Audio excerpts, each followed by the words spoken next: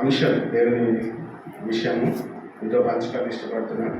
ఈ లోకంలో విలువైనవి కొన్ని ఉంటాయి కదా, ఈ లోకంలో విలువైనవి కొన్ని ఉంటాయి. మీకేంటి విలువైంది అని అంటే ఎవరికి విలువైంది వారు చెప్తారు కదా. నాకు ఫలానాది విలువైంది, కొంతమంది మా పిల్లలు విలువైన వారని, ఎవరి మా భర్త విలువైన వాడని, మా భార్య విలువైన, తల్లిదండ్రులు కింద ఎవరిది వాళ్ళకి చెప్తా ఉంటాం. లోక సంబంధంగా నార్మల్గా మనం ఆలోచించినట్లయితే కొన్నిటికి చాలా విలువిస్తాం. ఎందుకు విలువిస్తామని అంటే అవి విలువైనవి కాబట్టి అని మనం సింపుల్గా ఆన్సర్ ఇస్తాం. ఎందుకు విలువైనవి అని ఆలోచిస్తే దానికి కొన్ని కారణాలు ఉంటాయన్నమాట. మీకు ఏంటిది విలువైంది అనిపిస్తుంది? మీ దృష్టిలో ఏది విలువైంది? రక్షణ విలువ. Very good, super. ఇంకా కొంచెం లోకానుసారంగా కొంచెం డబ్బు విలువైంది. పిల్లలు విలువ. ఓకే. ఇంకా తల్లిదండ్రులు విలువైన. ఇంకొంచెం కింది ఎవరు? టైమా? టైం విలువైంది. ఓకే. ఇంకా ఏం విలువైంది ప్రకాష్ గారు? గోల్డ్ విలువైందేనా? గోల్డ్ గురించి చెప్పాలనుకో. బంగారం విలువైందేనా కదా? ఎందుకు విలువైంది బంగారం? ఎందుకు విలువైంది? రేట్ ఎక్కువ. సింపుల్ ఆన్సర్ చెప్పండి. రేట్ ఎక్కువ, అరుదుగా దొరుకుతుంది. సామాన్యులకు దొరకదు. అరుదుగా దొరకడం, సామాన్యంగా దొరకదు. ఇంకా కాస్ట్లీ అన్నది, ప్యూర్, ఇంకా ప్రెషియస్. గోల్డ్ వేసుకున్న వారిని ఎట్లా చూస్తారు? రిచ్నెస్. గోల్డ్ ఇండికేట్స్ రిచ్నెస్ కదా, స్టేటస్. కొంతమంది ముఖ్యంగా అకేషన్స్ అప్పుడు 5,000 మేరకు ఒకటి. ఎందుకు? స్టేటస్ కదా, స్టేటస్. ఇంకా అంటే మామూలుగా మిడిల్ క్లాస్ వాళ్ళ గురించి గోల్డ్ ఉంది అని అంటే వాళ్ళకి ఒకలాంటి ధైర్యం కదా, ఆపదలు ఆదుకుంటుంది కదా, ఆపదలు ఆదుకుంటుంది అనేటువంటి ఆలోచన కూడా ఉంటుంది. ఇంకా బైబిల్లో బంగారం గురించి దాదాపుగా నాట్ ఎగ్జాక్ట్లీ, దాదాపుగా 417 టైమ్స్ గోల్డ్ గురించి రాయాలి అనే వర్డ్ యూజ్ చేస్తారు. దాదాపుగా 417 సార్లు. అంటే గోల్డ్ ప్రాముఖ్యమైనది కదా. బైబిల్లో కూడా గోల్డ్ వాడిందా?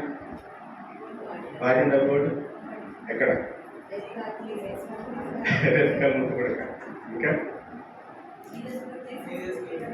జీఎస్కి కానుక కదా, యేసుక్రీస్తుకి బంగారం సాంబ్రాణి గోల్డ్, అందులో బంగారం ప్రెషియస్. ఇంకా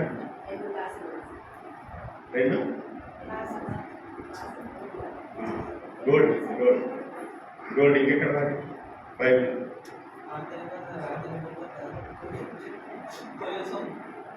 కొల్లసం. ఇంకా సొలొమోను గుర్తొస్తారు కదా, ఆలయానికి ప్రత్యక్ష గుడారంలో చాలా వారికి గోల్డ్ కదా, గోల్డ్ విలువైంది, అందులో ఎలాంటి డౌట్ లేదు. కానీ చాలాసార్లు గోల్డ్ లేదు కాబట్టి మనం బీదవారం, లేకపోతే గోల్డ్ లేదు కాబట్టి మాకు స్టేటస్ లేదు, మాకు గోల్డ్ లేదు కాబట్టి మాకు ప్రొటెక్షన్ లేదు, మాకు గోల్డ్ లేదు కాబట్టి మాకు వాల్యూ లేదు అని ఎప్పుడు అనుకోవద్దు. ఎందుకంటే బైబిల్లో నుండి బంగారం కంటే విలువైనవి ఉన్నాయి. వాటిని ఈరోజు మీతో పంచుకోవాలని ఇష్టపడతాను. బంగారం కంటే విలువైనవి అవి ఉన్నవి అని అంటే మీరు కూడా కదా బంగారం కంటే విలువైనది ఒకసారి ఆలోచన చేయండి కదా. ఒక 3 విషయాలు మీతోని పంచుకుంటాను. మొట్టమొదటిది అంటే ఇవన్నీ మీ దగ్గర ఉండాలని ఆశ. బంగారం ఉన్నా లేకపోతే బంగారం కంటే విలువైనవి మన దగ్గర ఉంటే అది ఇంకొక రేంజ్లో మనము ఉన్నట్టు. సామెతల గ్రంథం 3వ అధ్యాయం 14వ వచనం. సామెతల గ్రంథం 3వ అధ్యాయం 14వ వచనం. వెండి సంపాదించుట కంటే జ్ఞానము సంపాదించుట మేలు, అపరంజి సంపాదించుట కంటే జ్ఞాన లాభము నొందుట మేలు. చూడండి, వెండి సంపాదించుట కంటే జ్ఞానము సంపాదించడం లేదు. అపరంజి అంటే తెలుసు, గోల్డ్. కాబట్టి బంగారం కంటే విలువైనది ఏంటిది? బంగారం కంటే విలువైనది ఏంటిది? ఈ మాటలు ఎవరు రాస్తారో తెలుసా? సొలొమోను రాజు సొలొమోన్ అంటే ఎవరు? సొలొమోన్ అంటే అసలు ప్రపంచ జ్ఞాని. జ్ఞానం, ఆయనకు మించిన జ్ఞానవంతుడు ఇక లేడు, ఇక రాడు కదా. అలాంటి జ్ఞానం కలిగినటువంటి వ్యక్తి ఏం చెప్తున్నాడంటే, అపరంజి కంటే కూడా, అపరంజి సంపాదించట కంటే జ్ఞాన లాభం నందుట మేలు అని అంటున్నాడు. కాబట్టి మన దగ్గర బాగా గోల్డ్ ఉందని బాగా ఫీల్ కావాల్సిన అవసరం లేదు. మన దగ్గర ఎంత జ్ఞానం ఉంది, మన దగ్గర ఏముండాలి? జ్ఞానం ఉండాలి. అర్థమవుతుంది? కాబట్టి చాలామంది దేని బట్టి అతిశయించాలో కూడా చాలా మందికి తెలియదు అనమాట. బంగారం కంటే విలువైంది జ్ఞానం. కాబట్టి ఆ జ్ఞానాన్ని మనం ఎంత కలిగి ఉంటే నిజంగా మనం అంతరించు. అర్థమవుతుందా? అంత గొప్పవారం అని అర్థం. కానీ మనకు ఆ జ్ఞానం చాలాసార్లు పొదవుగా ఉంటుంది. మీరు ఒకసారి ఆలోచన చేయండి, సొలొమోను దగ్గర జ్ఞానం ఉంది, అవునా? మొదటి రాజుల గ్రంథము 10వ అధ్యాయం 2వ వచనం ఒకసారి చూడండి. అంటే జ్ఞానంతో మనం బంగారం సంపాదించుకోవచ్చు, కానీ బంగారంతో జ్ఞానం సంపాదించుకోలేదు. అర్థమైతే నేను చెప్తుంది? అర్థమవుతుందా? జ్ఞానం ఉంటే మనం ఏం చేయొచ్చు? బంగారం సంపాదించుకోవచ్చు, కానీ బంగారంతో మనం జ్ఞానాన్ని సంపాదించుకోవాలి. చూడండి, మొదటి రాజుల గ్రంథం 10వ అధ్యాయం 2వ వచనం. ఎందుకు ఈ మాట అన్నాను అనడానికి ఈ వచనం మీకు అర్థమవుతుంది. 10th chapter 2nd verse. ఆమె గొప్ప పరివారముతో గంధవర్గమును, విస్తారమైన బంగారమును, రత్నములను ఒంటెల మీద ఎక్కించుకొని యెరూషలేమునకు వచ్చాను. సొలొమోను దర్శనం చేసి తనకు తోచిన అంతటిని బట్టి అతనితో మాట్లాడగా, ఆమె వేసిన ప్రశ్నలన్నిటికీ సొలొమోను ప్రత్యుత్తరము చెప్పాను. రాజునకు మరుగైన దేదీ లేనందున ఆమె ప్రశ్న వేసిన వాటన్నిటి భావము చెప్పాను. చూడండి, షేబారాణి సొలొమోను యొక్క జ్ఞానమును, అతడు కట్టించిన మందిరమును, అతని బల్ల మీద ఉన్న భోజన ద్రవ్యములను, అతని సేవకులు కూర్చుండు పీఠములను, అతని ఉపచారులు కనిపెట్టుటను, వారి వస్త్రములను, అతనికి గిన్నెనందించు వారిని, యెహోవా మందిరమందు అతడు అర్పించు దాన బలులను చూచి విస్మయం పొందిన. చూడండి, ఆమె అంటే ఎవరు ఇక్కడ? షేబా దేశపు రాణి. ఏం తీసుకొని వచ్చింది తెలుసా? బంగారం, విస్తారమైన బంగారం పట్టుకొని వచ్చింది. ఏం పట్టుకొని వచ్చింది? విస్తారమైన బంగారం. ఎవరికి తీసుకొని వచ్చింది? సొలొమోను దగ్గరికి ఎందుకు తీసుకొని వచ్చింది? మన దగ్గర జ్ఞానం ఉంది. అర్థమవుతుందా? మన దగ్గర జ్ఞానం ఉంటే ఏమొస్తుంది? బంగారం మన దగ్గరికి ఆటోమేటిక్గా వస్తావు. ఆయన మాటలు వినడానికి ఆమె అన్ని గిఫ్ట్స్ పట్టుకొని వచ్చి, అంటే ఆయన ఎంత జ్ఞానయుక్తంగా మాట్లాడుతున్నాడు, ఆయన చెప్పేటువంటి విషయాలు వారికి అర్థం కానటువంటివి అన్నమాట, వారి ఆలోచనలకు అందనటువంటి. అంటే జ్ఞానంలోకి ఎంత శక్తి ఉందో మీరు ఒకసారి ఆలోచన చేయండి. అయితే నేను మాట్లాడుతున్నటువంటి జ్ఞానము లోక సంబంధమైన జ్ఞానం కాదు, దైవ జ్ఞానం. ఎందుకనంటే జ్ఞానమునకు మూలం ఏంటి తెలుసా? అర్థమైంది? జ్ఞానమునకు మూలం ఏంటి? మొదటి అధ్యాయం చూడండి, సామెతల గ్రంథం 7వ వచనం. సామెతలు మొదటి అధ్యాయం 7వ వచనం. యెహోవా యందు భయభక్తులు కలిగి ఉండుట తెలివికి మూలం. మూర్ఖులు జ్ఞానమును ఉపదేశమును తిరస్కరించుదు. యెహోవా యందు భయభక్తులు కలిగి ఉంట తెలివి అనేది విజ్డమ్ అనే వర్డ్ ఇంగ్లీష్ వర్డ్లో వాడడం జరిగింది. కాబట్టి ఈ జ్ఞానము ఎక్కడి నుండి వస్తుంది? యెహోవా యందు భయభక్తులు కలిగి ఉండడం ద్వారా జ్ఞానం వస్తుంది. ఈ జ్ఞానం మనల్ని ఏం చేస్తుంది అని అంటే, మనల్ని ప్రొటెక్ట్ చేస్తుంది. దేని నుండి ప్రొటెక్ట్ చేస్తుంది? ఈ లోక సంబంధమైనటువంటి ప్రతి దాని నుండి మనల్ని ఈ జ్ఞానం మనల్ని కాపాడుతుంది. అర్థమవుతుందా?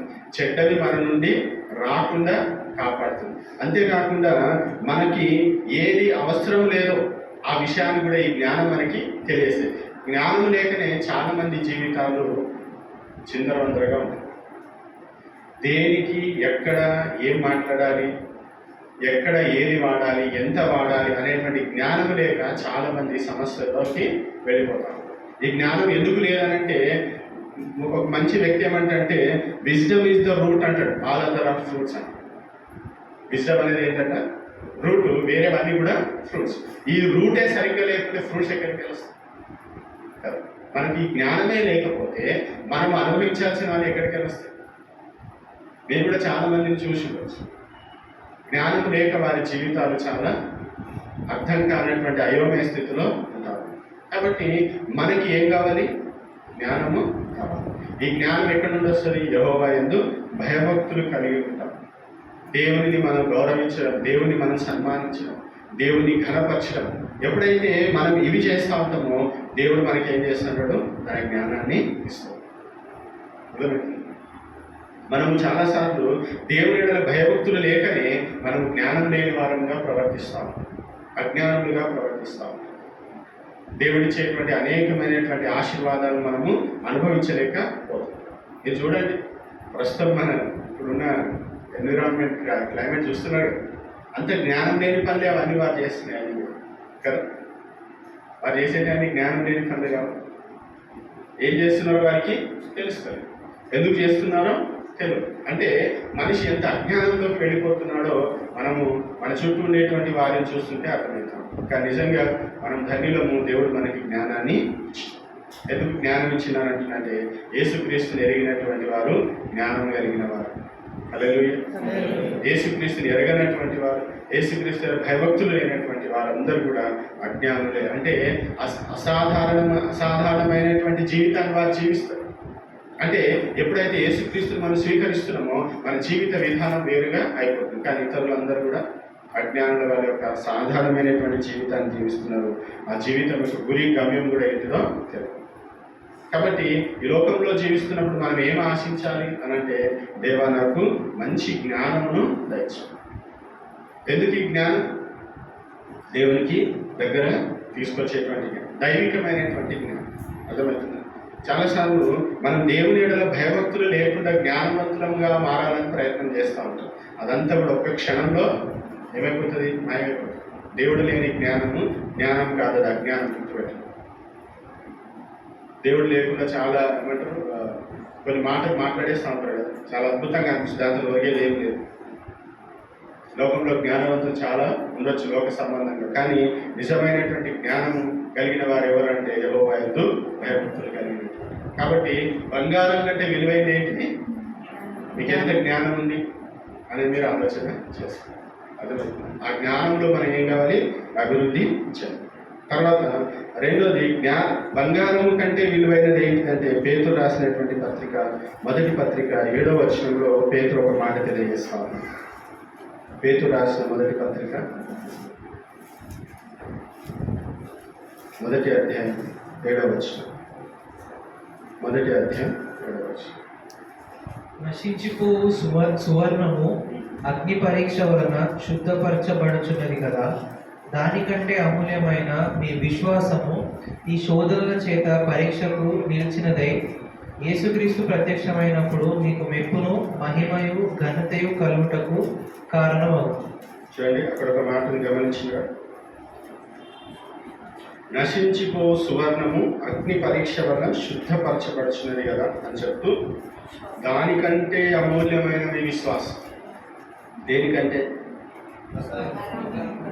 సువర్ణం అంటే ఏంటి? అపరంజి అంటే ఏంటి? బంగారం కంటే అమూల్యమైన మీ విశ్వాసం. బంగారం కంటే విలువైంది ఏంటి? అర్థమవుతుంది. బంగారం కంటే విలువైంది ఏంటిది? విశ్వాసం. ఈ విశ్వాసంతో బంగారం కూడా చేయలేని పనులు మనం చేయొచ్చు. అర్థమవుతుంది. ఈ విశ్వాసంతో మనం ఏం చేయొచ్చు? బంగారం కూడా చేయలేని పనులు విశ్వాసం చేస్తాం. ఈ సందర్భంలో పేతురు అన్న మాట నాకు గుర్తొస్తుంది. అపొస్తలుల కార్యంలో దేవాలయం దగ్గర ఒక కుంటి వ్యక్తి ఉంటాడు కదా, అక్కడ పేతురు ఏమంటాడు? వెండి బంగారాలు మా దగ్గర లేవు, కానీ యేసు నామములో నువ్వు లేచి. అంటే ఎంత విశ్వాసం! బంగారం వ్యక్తిని స్వస్థపరుస్తుందా? కానీ విశ్వాసం స్వస్థపరుస్తుంది. హల్లెలూయా. విశ్వాసము స్వస్థపరుస్తుంది. మనం చాలాసార్లు అయ్యో నా దగ్గర తులం బంగారం ఉంది, నా దగ్గర కిలో బంగారం ఉంది అని బాధపడుతున్నాయి, కానీ నా దగ్గర ఎంత విశ్వాసం ఉంది అని మనం ఎప్పుడైనా ఆలోచన చేస్తాం? బాగా బంగారం ఉంటే రిచ్ కాదు, బాగా విశ్వాసం ఉంటే రిచ్. అర్థమవుతుంది? ఎంత విశ్వాసం ఉంటే అంత గొప్పవాడు, అంత ధనవంతుడు. విశ్వాస వీరుల గురించి మనం బైబిల్లో ఎన్నో స్టోరీస్ మనం చదువుతున్నాం, మనకి తెలుసు. విశ్వాసం ఎలాంటి కార్యాలు చేస్తుందో మనకి తెలుసు. కాబట్టి దేవుడు ఏం కోరుకుంటున్నాడు అని అంటే మనము విశ్వాసం కలిగిన వారంగా, మన దగ్గర బంగారం ఉన్నా లేకపోయినా పర్వాలేదు కానీ ఏముండాలి? విశ్వాసం. ఈ బంగారం ఇచ్చేటువంటి ఘనత కంటే విశ్వాసం ఇచ్చే ఘనత ఇంకా గొప్పది. అర్థమవుతుంది? బంగారం ఎప్పుడు వేసుకొని తిరుగుతాం? ఎప్పుడు వేసుకుంటాం? ఏదో అకేషన్. కానీ విశ్వాసం, మనం ఎక్కడ నడిస్తే అక్కడ విశ్వాసము కనిపిస్తూనే. మనం ఇప్పటికి కూడా అబ్రహాం గురించి మాట్లాడుకుంటాం కదా. అబ్రహాం గురించి ఎందుకు మాట్లాడుకుంటాం? ఆయన ఫెయిత్ కదా, ఆయన విశ్వాసం ఎంత గొప్పది, ఆయన విశ్వాసము ఎంత గొప్పది. యోబు గురించి మాట్లాడుకుంటాం. ఎందుకు మాట్లాడుకుంటాం? ఆయన విశ్వాసం ఎంత గొప్పది. అంటే ఆయన జీవితంలో అలాంటి పరిస్థితులు వచ్చినాయి. ఇక్కడ బైబిల్లో ఈ సందర్భాన్ని గురించి ఒక మాట మనం ఆలోచన చేస్తే, సువర్ణం ఏమైందంటే పరీక్షించబడినప్పుడు అందులో ఉండేటువంటి ఇంప్యూరిటీస్ అన్ని పోతాయి కదా. కాబట్టి విశ్వాసంలో కూడా దేవుడు ఏం చేస్తాడు? పరీక్షిస్తాడు. పరీక్షించినప్పుడు నిజంగా మన విశ్వాసంలో మన బలం ఎంత అనేది తెలుస్తుంది. నిజంగా ప్యూర్ ఫెయిత్ అయినా మనది అనేది కూడా మనము ఆలోచన చేసుకోవాలి. మనము విశ్వాసం లేకుండా దేవునికి ఇష్టమై ఉంటా అసాధ్యమైనది, కానీ బంగారం లేకుండా దేవునికి ఇష్టమై ఉంటా అసాధ్యమైన బైబిల్లో లేదు. కాబట్టి ఏది విలువైంది? విశ్వాసం. కాబట్టి మన విశ్వాసంలో ఎంత మట్టుకు మనము ఎదుగుతాము? అర్థమవుతుంది? చూడండి, కొన్నిసార్లు బంగారం మన దగ్గర నుండి అది పోతుంది. సమయం వచ్చినప్పుడు ఏం చేస్తుంది? అమ్ముకోవాల్సి వస్తుంది. అమ్ముకుంటారు సమయం వస్తే. కానీ విశ్వాసం, మన జీవితంలో అనేకమైనటువంటి ఎలాంటి పరిస్థితులు వచ్చినా కానీ విశ్వాసం మాత్రము, యోగ జీవితంలో అన్ని పోయి కానీ ఆయన విశ్వాసం మాత్రము అనగా విశ్వాసం పోయింది. ఆయన విశ్వాసం శ్రమలు వచ్చి ఆయన జీవితంలో విశ్వాసాన్ని మనం డిస్టర్బ్ చేసినా. గోల్డ్ డ్యూరబిలిటీ అంటే అది దానికి ఏం కూడా కాదు, ఎన్ని సంవత్సరాలైనా కానీ దానికి గోల్డ్. కానీ దానికంటే విలువైంది విశ్వాసం. కాబట్టి మన యొక్క విశ్వాసమును మనం పరిశీలన చేసుకోవాలి. నా దగ్గర ఎంత విశ్వాసం? కొందరు కొన్ని అలవాట్లు ఉంటాయి కదా, ప్రతి సంవత్సరం కొంత బంగారం కొంటారా? ప్రతి సంవత్సరము కదా. కానీ ప్రతి సంవత్సరం నేను నా విశ్వాసానికి ఇంకొంచెం విశ్వాసం యాడ్ చేసుకోవాలని ఆలోచన చేస్తాను. యాడ్ చేసుకుంటాం. సంవత్సరం బంగారం పెరగాలని చూసుకుంటాం, కానీ మన విశ్వాసం పెరగాలని మాత్రం మనము చూసుకుంటాం. అంటే అసలు విలువైన దానికి మనం విలువిస్తాం. అర్థమవుతుంది? బంగారం చేయలేనటువంటి ఎన్నో పనులు విశ్వాసము చేస్తాం. కాబట్టి సువర్ణము కంటే కూడా విలువైనటువంటి అమూల్యమైనటువంటి మీ విశ్వాసం. మన లోపల బంగారం కంటే విలువైనటువంటి విశ్వాసము. కాబట్టి మన బంగారం లేదని బాధపడదు, కానీ అది ఎంత విశ్వాసం ఉంది అనేది మనము ఆలోచన చేసుకోవాలి. కాబట్టి మనం విశ్వాసంలో ఎదుగుతా ఉన్నప్పుడు దేవుడు ఏం చేస్తాడు తెలుసా? మనకు కావాల్సినవన్నీ కూడా దేవుడు సమర్పిస్తాడు. మీరు బైబిల్లో మీరు చూసినట్లయితే అనేక సందర్భాల్లో దేవుడు ఏం చేస్తాడు? ఏమంటాడు తెలుసా? నీ విశ్వాసం మిమ్మల్ని ప్రవర్తిస్తుంది కదా. చాలా చోట్ల మాట వాడతాం, నీ నమ్మిక చొప్పున నీకు కలుగుతాడు. ఇట్లాంటివన్నీ అంటే విశ్వాసం ఉంటే ఏమైనా చేయొచ్చు. బంగారం ఉంటే ఏమైనా చేయొచ్చు అనడానికి లేదు. కొన్ని చేయగలం. కానీ విశ్వాసము ఏమైనా చేస్తుంది. అర్థమవుతుంది? లేని వాటిని సృష్టించగలిగినటువంటి శక్తి విశ్వాసానికి ఉంది. కాబట్టి మన ఫోకస్ దేని మీద ఉండాలంటే, నేను ఇంకెంత విశ్వాసాన్ని నేను సంపాదించుకోవాలి, నేను ఇంకెంత విశ్వాసం ఎదగాలి. అర్థమవుతుంది? నేను విశ్వాసంలో ఇంకెంత రిచ్ అవ్వాలని ఆలోచన చేయాలి, కానీ నేను ఇంకెంత బంగారం కొనుక్కోవాలనే ఆలోచన మనము మొదలుపెడితే మంచిది. ఎందుకంటే బంగారం ఏమైపోతుంది, ఒకానొక సమయంలో అది నశించిపోతుంది, దేనికి పనికి రాకుండా పోతుంది. పర్లోకంలో దానికి ఏమైనా విలువ ఉందా? విలువ ఉందా? లేదు. ఇంతకుముందు ఒకసారి చెప్పిన కదా, ఒక ఆయనకి బంగారం అంటే చాలా ఇష్టం, ఒక ఆయనకి బంగారం అంటే చాలా ఇష్టం, ఎప్పుడు గోల్డ్ వేసుకునే ఉంటాడు. ఆయనకు సాగు వచ్చింది, చచ్చిపోవాలి కదా, అది దేవుడు కోరుకుంటాడు. చంపినావు కానీ బంగారం నేను తీసుకుని పోతాను, బంగారము తీసుకో. ఆ పెట్టె నిండా బంగారం తీసుకొని పరలోకం పోయింది. ఎక్కడ పోయింది? అయితే అక్కడ దేవదూత ఆ బంగారం తీసుకొని ఏం చేసిందంటే, బంగారం తీసుకొని ఇటు రోడ్ వేయడానికి పనికొస్తాను, ఇటు రోడ్ వేయడానికి పనికొస్తాను. అయ్యో దీనికోసం ఏదైనా ఇంతకాలం బ్రతికిందంటే ఇక్కడ దాని విలువ ఏంటిది అంతే సంగతి కదా. పరలోకంలో దానికి ఏమి అంతగా మనము దాని కొరకు ఆటలాడాల్సిన అవసరము లేదు. మన విశ్వాసం కదా, మన విశ్వాసం బంగారం కంటే విలువైనది. మూడవదిగా 119వ కీర్తన 72వ వచనం 119:72.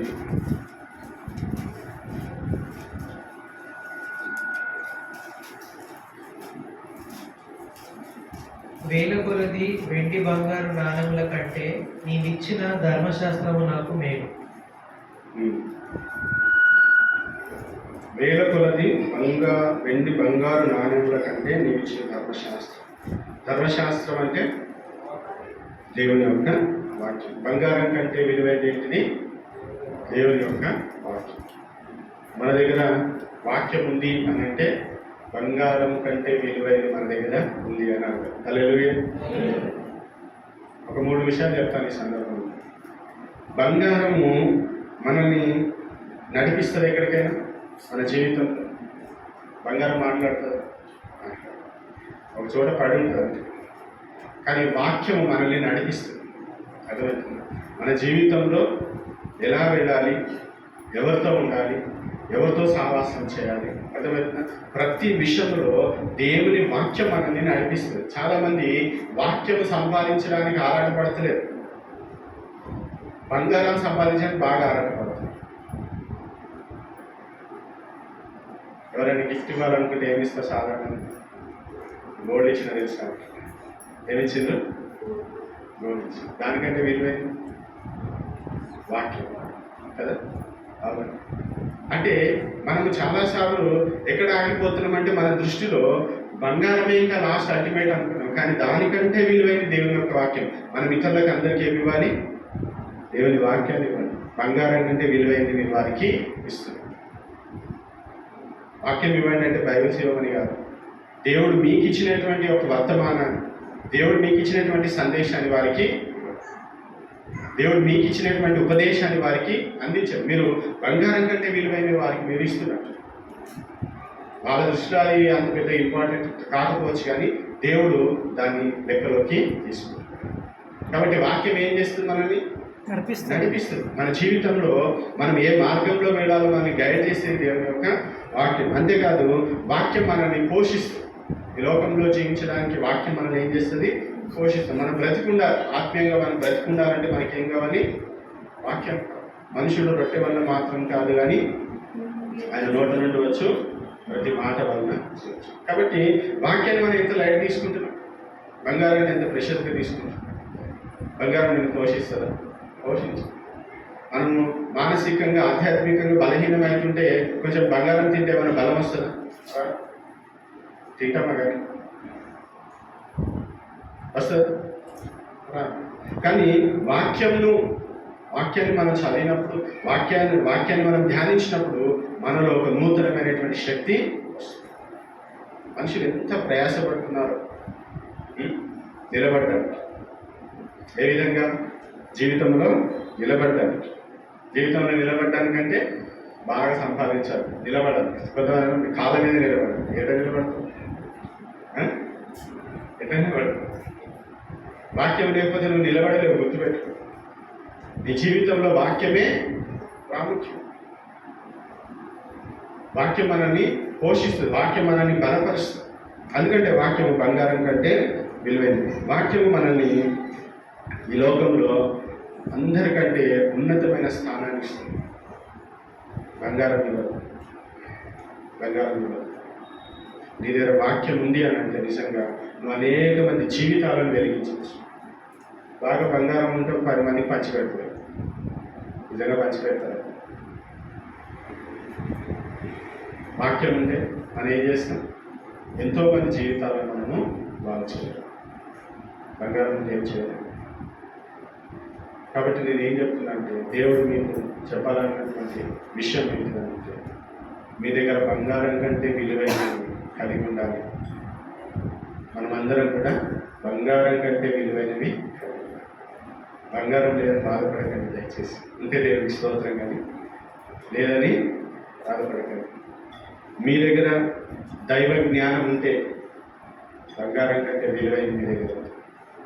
మీ దగ్గర విశ్వాసం ఉంటే బంగారం కంటే విలువైన మీ దగ్గర ఉంది. మీ దగ్గర వాక్యం యొక్క విలువ తెలుసుకుంటే బంగారం కంటే విలువైంది మీ దగ్గర. అది మనల్ని చాలా ఉన్నతమైన స్థితికి తీసుకెళ్తుంది. అర్థమవుతుందా? ఈ 3 మన దగ్గర ఉంటే మనల్ని దేవుడు చాలా ఉన్నతమైన స్థితికి తీసుకెళ్తాడు. మనం అనేకులకు ఆశీర్వాదకరంగా ఉండొచ్చు, అనేకులను బలపరచడానికి దేవుడు మనల్ని వాడుకుంటాడు. నేను ఒకటే, మన జీవితం నిజంగా సార్థకత ఎప్పుడు అని అంటే, మన ద్వారా ఇతరులు దీవించబడతారు. మన ద్వారా ఇతరులు దీవించబడతారు. నేను దీవించబడడం ముఖ్యమైనది కాదు, నేను ఇతరులకి నేను ఎంత మట్టుకు ఆశీర్వాదకరంగా ఉంటున్నాను. బంగారం అంటే నువ్వే దీవించబడుతున్నావు. నువ్వు ప్రతి సంవత్సరం బంగారం కొనుక రిచ్ అవుతున్నావు, కానీ నీతో ఒరిగేది ఏం లేదు దేవుని. కానీ ఎప్పుడైతే నీ దగ్గర జ్ఞానం ఉండి, విశ్వాసం ఉండి, వాక్యం ఉండి, నువ్వు ఎప్పుడైతే ఇతరులకు ఆశీర్వాదకరం ఉన్నావు, దేవుడు అనుకుంటాడు ఈ వ్యక్తి నిజంగా నాకు పనికొచ్చే పాత్ర. అదే కాబట్టి దేవుని మన దగ్గర విలువైనవి ఉన్నాయా?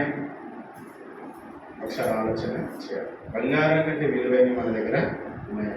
ఉంటే మనం దేవుని స్తుతించాలి. వాటి కొరకు మనం ప్రయాసపడాలి. వాటి కొరకు ఇంకా మనము సంపాదించుకోవాలి. ఇంకా అనేకులకి మనం దీవెనకరంగా ఉండాలి అని మనము ఆశపడాలి. అది దేవుని యొక్క ఉద్దేశం, దేవుని యొక్క సంకల్పం. కాబట్టి మన జ్ఞానం, మన విశ్వాసం, దేవుడు మనకి ఇచ్చినటువంటి వాక్యం, ఇవి చాలా ప్రాముఖ్యమైనవి. ఈ లోక సంబంధమైన వాటి వెనకాల దయచేసి పడకండి. ఆధ్యాత్మికమైన వాటిని దృష్టి పెట్టండి. ఎందుకంటే రాకడ చాలా దగ్గరలో ఉంది. పోయేటప్పుడు ఏమంటారు, లాస్ట్ ఏమంటారు, తులం కంటే చిన్నది గ్రామ్. 1 గ్రామ్ గోల్డ్ కూడా మీరు తీసుకోండి. చచ్చిపోయేటప్పుడు ఏం చేస్తారు అంటే ఫస్ట్ అదే తీస్తారు. చచ్చిపోగానే ఫస్ట్ బంగారం తీసి పక్కన పెట్టేసుకున్నారు. సరే కారణం ఏదైనా కానీ ఇంటికి మట్టిలో పోవాలనుకుంటే మనకు తెలియదు. మొత్తానికి ఫస్ట్ అది తీసుకుంటాం. ఎందుకంటే అక్కడ విలువ లేదు. కాబట్టి దాని వెనకాల పడకండి. ఆధ్యాత్మికమైన వాటి వెనకాల మనము పరిగెత్తాం. దేవుడు మనల్ని ఆశీర్వదిస్తాం. ప్రార్థన చేస్తాం. అందరూ కూడా ఒక నిమిషం.